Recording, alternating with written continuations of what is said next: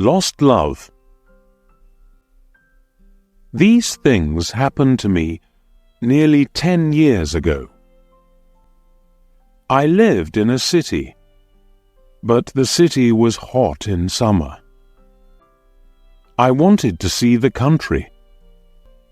I wanted to walk in the woods and see green trees. I had a little red car, and I had a map too. I drove all night out into the country. I was happy in my car. We had a very good summer that year. The country was very pretty in the early morning. The sun was hot, and the sky was blue. I heard the birds in the trees. And then my car stopped suddenly. What's wrong? I thought. Oh dear, I haven't got any petrol. Now I'll have to walk.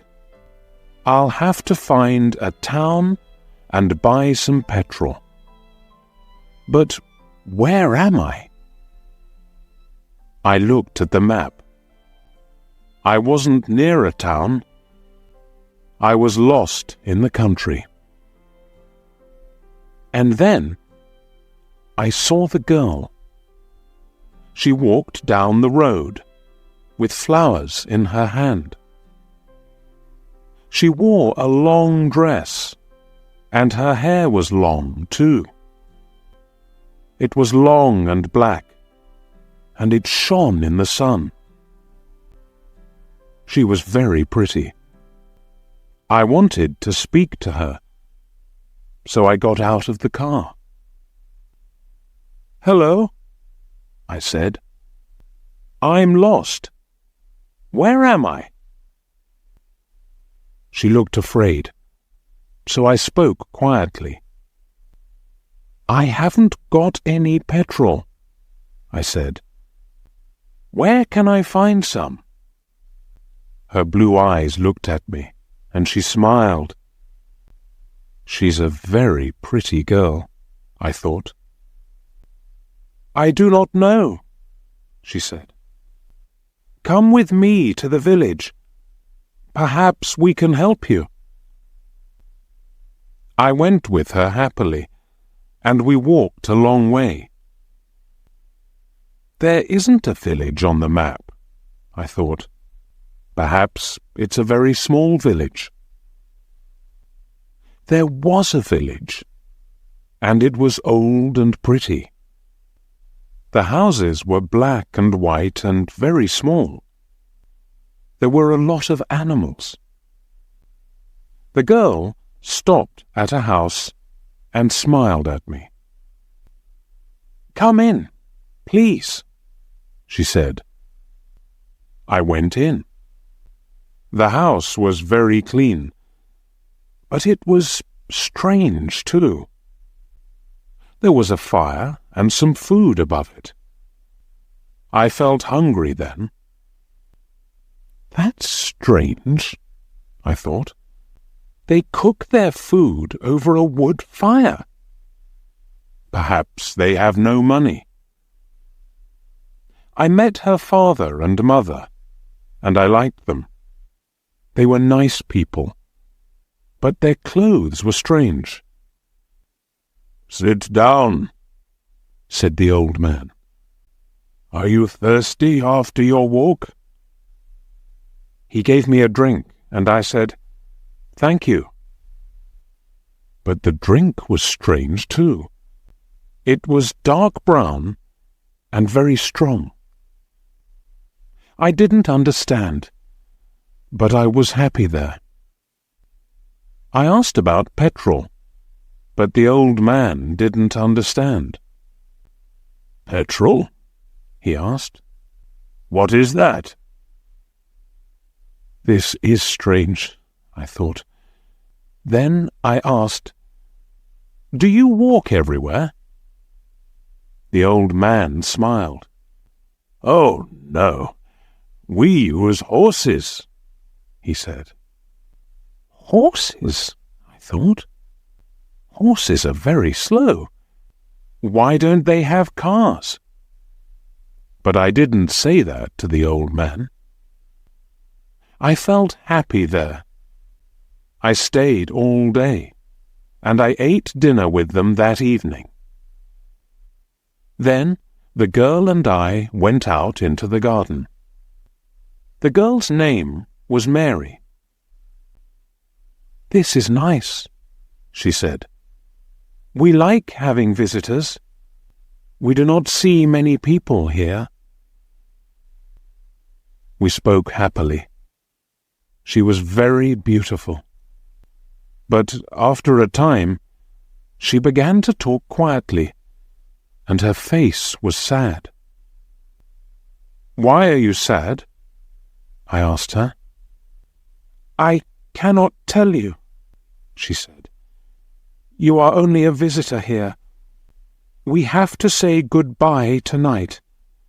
You have to go now." I didn't understand.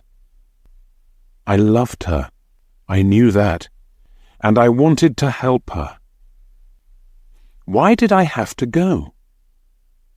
But Mary said again in a sad voice, "You have to go. It is dangerous here." So I said, "I'll go to the next town and find some petrol. Then I'll come back." She didn't speak. "I love you, Mary," I said, "and I'll come back to you. You won't stop me." She said goodbye to me at the door. Her face was very sad, and I was sad too. I didn't want to go. It was midnight. The night was very dark, but I walked and walked. I was very tired when I saw the lights of a town. I found some petrol, and then I asked the name of the village. But the man at the garage gave me a strange look. "What village?" he asked. I told him about the village. I told him about the old houses and the people with strange clothes.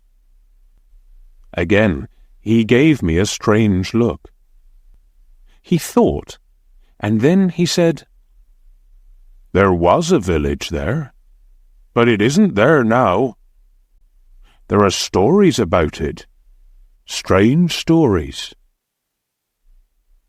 "What do people say about it?" I asked.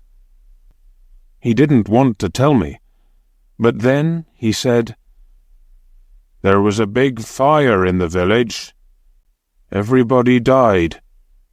There aren't any people or houses there now." "How did it happen?" I asked. "And why?" "Oliver Cromwell killed them," he said. "He was angry with the villagers because they helped the king in the war." I couldn't speak. This isn't right, I thought. That war happened 350 years ago. Then I remembered the strange clothes, the long hair, the food over the fire, and the old houses. And I remembered, too, about the horses. "But I don't understand," I cried. "I saw the people and the village. I spoke to some people there." The man looked quickly at me, and then he spoke. "There's an interesting story about the village. For one day, every 10 years, it lives again. But only for one day. Then it goes away again for another 10 years. On that one day, you can find the village, but you have to leave before morning, or you will never leave." Can this be right? I thought. Perhaps it was. Mary said, "You have to go." She loved me, but she said, "We have to say goodbye." She was afraid for me. Now I understand, I thought. I went back to the village, but it wasn't there. I looked again and again, but I couldn't find it. I saw only flowers and trees. I heard only the sound of the birds and the wind. I was very sad. I sat down on the ground and cried. I will never forget that day. I remember Mary, and I will always love her. Now, I only have to wait 2 months. The village will come back again. On the right day, I will go back. I will find her again, my love with the long black hair. And this time, I will not leave before morning. I will stay with her.